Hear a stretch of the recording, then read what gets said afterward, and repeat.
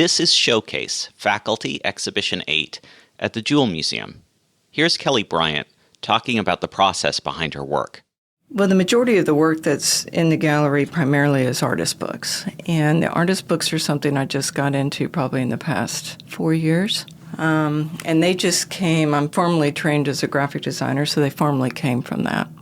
The first book I'll discuss is Dot. That actually is just a cover of Blue Dot magazine that I really liked the forms that were on the cover. So I cut it off and through the process of what's termed a one-page book, turned it into an actual little booklet. Then I responded to that by punching and cutting the pages. So it's meant to be like a little zine, but at the same time plays with kind of juxtaposition of shape and line and form and how those play. There's not really a message in that one. It was just more about what can I do with this and what will it look like. The second one is Interplay. Interplay is related to Dot in that it's a one-page magazine or publication as well. That came from a Mohawk paper sample that was a poster. So it was printed two-sided. And of all things, the topic was brutalist architecture. And I thought, well, that's kind of interesting, kind of rough, rugged, hard, structural. And so I folded it into a one-page book. And with the one-page book structure, the artist gets to determine what's the front page. It's flexible enough that you can say this will be the front page and then go from there.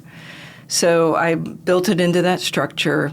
And then through the process of what I call responsive play, started folding, started looking for shape. And the thing that was difficult about this book is I just made myself cut these little square windows. I had no idea what would be revealed on the other side.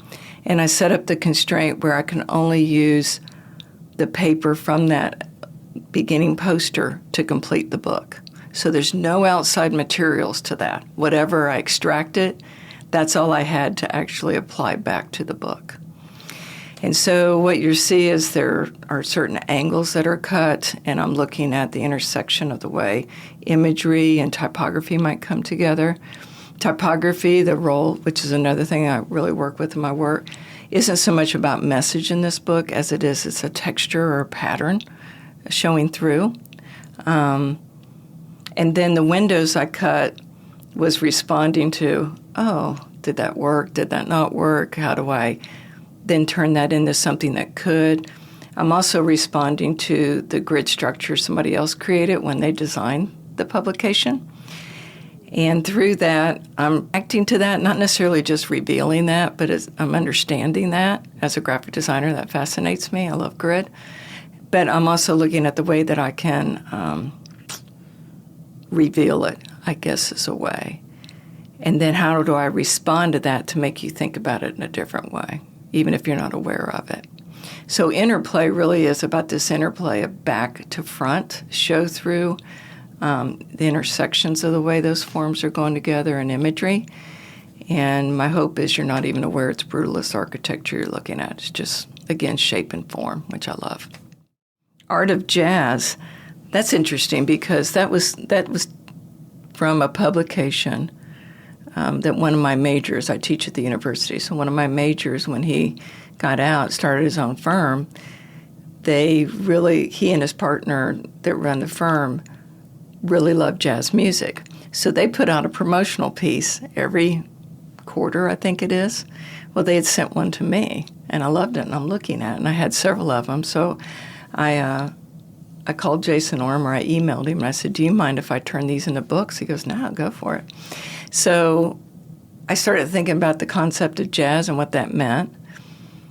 That one, I said I can only use his publication, but I didn't feel like it gave enough context.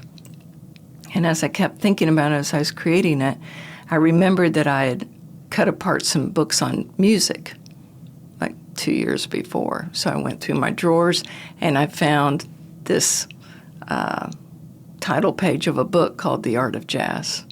So that's actually the overleaf of the book, or like the cover of the book. And then the rest of it is Jason's publication. And so the whole idea of that is improvisation. What can I do as visual improvisation using the pages he created. So the publication was rather large, and so I opened it up. I took the staples out. I cut the spreads in half and started looking and folding and cutting. And then I bind it, and then I do the active responsive play to start to figure that out. So you see that that book in particular has short pages, long pages, lots of interaction, because the minute you turn the page, you have a new composition, which is a new improvisation in the way that those things are reacting. That book uses typography purely as form. There's no message in it except for the title, The Art of Jazz, and hopefully the viewer gets the idea of improvisation from it. It's monochromatic in tone. That's what they printed. It was a blue ink, I believe, on a green paper. So it feels very low value, kind of quiet book. But then the visual active play of it is a little bit more spontaneous and playful.